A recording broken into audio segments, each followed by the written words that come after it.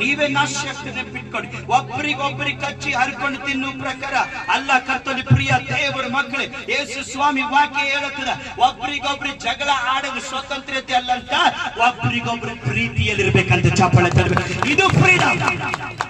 ನಿನ್ನ ನೆರೆಬರು ನಿನ್ನಂತೆ ಆ ಪ್ರೀತಿ ಹೆಂಗಿರ್ಬೇಕು? ಅಕ್ಕ ತಮ್ಮ ಸಹೋದರ ಸಹೋದರಿಯ ಈ ರೀತಿ ಇರ್ಬೇಕು. ಹಲ್ಲೆಲೂಯ. ಅದಕ್ಕಾಗಿ ಈ ಶರೀರ, ಈ ಕಣ್ಣು, ಈ ಕಾಲು, ಈ ಹೃದಯ, ಈ ಮನಸ್ಸು ಯಾರು ಇನ್ನೂ ಹಿಡಿತದಾಗ ಇಟ್ಕೊಂಡಾರ?